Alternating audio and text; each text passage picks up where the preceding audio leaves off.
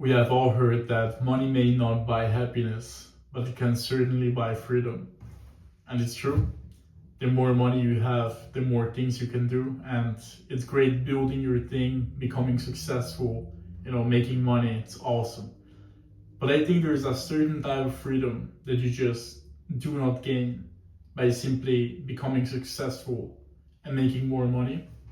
I think there's a higher level of freedom that you only get, regardless if you have or if you don't have money, that you only get when you stop letting other people's thoughts dictate your actions. In other words, when you don't care about what other people think and you just act however the fuck you want, basically, and in accordance to yourself, to your authentic way of doing things. And I saw that especially in Bali. I was in Bali recently and I got to know many people making way more money than me. Bali being Bali, a lot of them were content creators. Also big content creators, like tens of thousands, some hundreds of thousands of followers.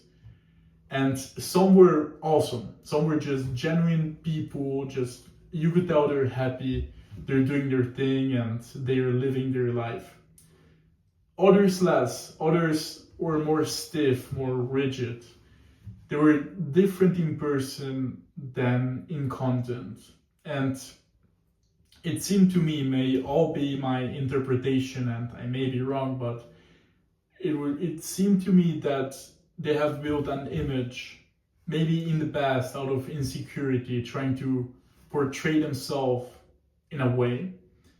And now they had to live up to that standard or to that image. And I think it's all in their head because there's no image.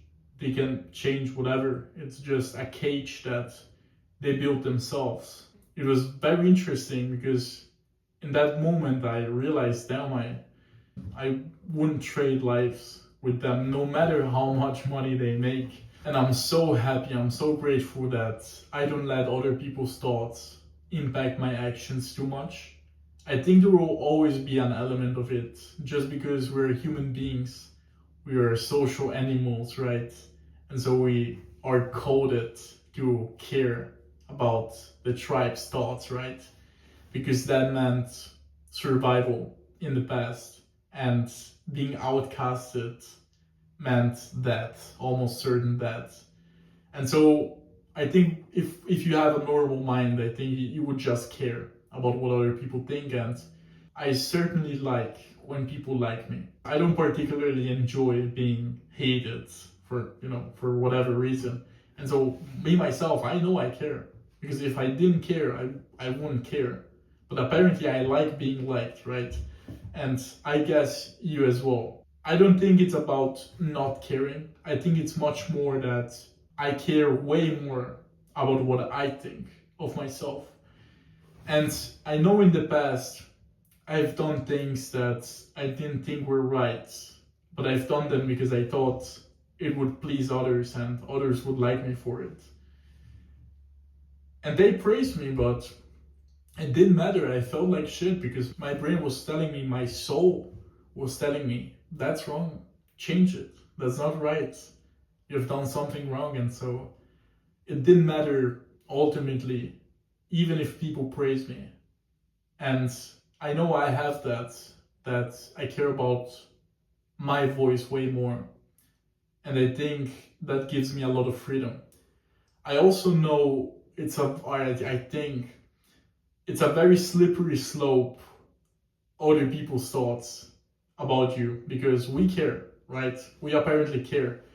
And it's so easy, compromising a little bit on your thoughts or your ideals and getting praised for it and getting into that positive feedback loop or negative feedback loop, or you're getting praised for actions you don't like. And so you kind of fall in the loop of continuing those actions because they get results and you get praised for them, although it may not necessarily resonate with what you want to do. And I know that to be true because I have that. And I know that when I think about my higher self, for example, it's one person, right? He behaves the same way with family as he does with the cashier, as he does with friends, as he does with women, as he does with clients and strangers. My ideal self, when I have that vision, when I have that picture in mind, he behaves the exact same with anyone. It's the same character, the same jokes, the same tone of voice, the same type of speaking, the same type of movement, the same, ideals, values. It's the same person. But when I look at myself, although I try every day to chisel down and I try to be as authentic as possible and really keeping in mind, I notice that I'm not. I'm not 100%. I act a little bit different with clients compared with family, compared to women or friends, right? And so I know for myself I have different masks that I wear. And my goal is to act in the most coherent way all way around. No matter who it is, I'm trying to act as me, who I am. And I think there's a good exercise that you can do, because who are you, right? I don't know who I am.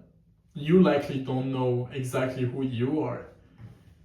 And I think it's worth, and it's a thing I do, is you could write it in a journal. I just prefer speaking, so I record myself. I go for a walk, and I just record myself thinking, what do I do? What does my ideal self do? How does he act? How does he speak? How does he move? What work is he doing? What hobbies? What effort is he putting in? What bad habits did he cut off? How is he eating, drinking, sleeping? When? Everything. And you just note to yourself how you want to be, your ideal self. And then and then you can compare what you would like to be and how you act and change. I know because I want to be as open as possible in these videos. That's a part of who I want to be. And so I know with women, texting in a certain way, the red pill type of way, and it gets results. But sometimes I look at the messages and I'm like, that's not me. It works. It works, it works, but that's not me. That's not me, and I want to be me. I much rather have it not work than it working, but it's not myself. It's not always, but like from time to time I have to just sit back and really think consciously. Is this you? Or is this just a conditioning, a mask that you put on, right? I wanted to share that, maybe helpful for you as well. Summing up what I've said is, money buys freedom, but only to a certain extent. And the rest of freedom comes from within, from you acting how you want to act, and not based on how you think it would work well, or how you think it would get results, or to live up to anyone's expectations other than yourselves. Defining who you are, who you want to be, because if you try to think who you are, you may fall into the trap of identity based on the past. And so you will start to list things that are not necessarily how you want to be, and just wrong habits that you've been conditioning yourself for your whole life. So really think in terms, I would recommend at least, of who you want to be and not who you kind of feel you are right now.